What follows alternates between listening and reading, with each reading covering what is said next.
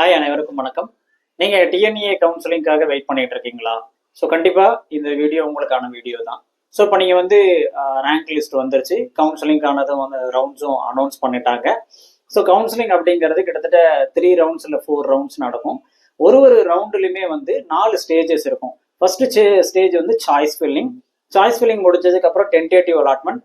Tentative அலாட்மெண்ட்டுக்கு அப்புறம் confirmation of tentative allotment. தென் அதுக்கு finally reporting to the college. இந்த 4 stage இருக்குங்க.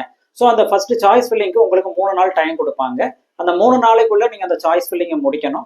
சாய்ஸ் ஃபில் பண்ணதுக்கு அப்புறம் உங்களுக்கு வந்து ஆட்டோமேட்டிக்கா அந்த அல்கோரிதம் ரன் ஆகும். ரன் ஆனதுக்கு அப்புறம் நீங்க கேட்ட சாய்ஸ் உங்களுக்கு கிடைச்சதா அப்படின்னா கொடுத்துருவாங்க. ஸோ டென்டேட்டிவ் அலாட்மெண்ட் கொடுக்கப்படும். இந்த டென்டேட்டிவ் அலாட்மெண்ட் நீங்க 2 டேஸ்க்குள்ள அக்செப்ட் பண்ணணும். அக்செப்ட் பண்ணலைன்னா ஆட்டோமேட்டிக்கா நீங்க செகண்ட் ரவுண்டுக்கு போயிடுவீங்க.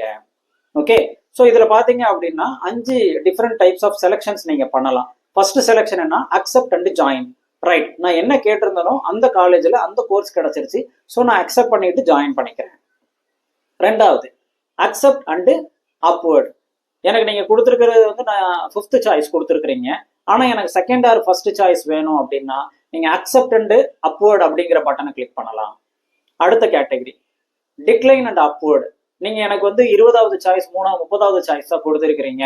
எனக்கு இது வேண்டாம், அதனால நான் இந்த சாய்ஸ் எனக்கு வேண்டாம், அதை நான் டிக்ளைன் பண்ணிட்டு அப்வர்ட் மூவ்மெண்ட்டுக்காக நான் வந்து அப்ளை பண்றேன் அப்படிங்கிறது டிக்ளைன் அண்ட் அப்வர்ட் மூவ்மெண்ட் அப்படின்னு சொல்லுவாங்க. ஸோ அடுத்த பட்டன் நீங்க என்ன கிளிக் பண்ணலாம்னா decline and go to the next round.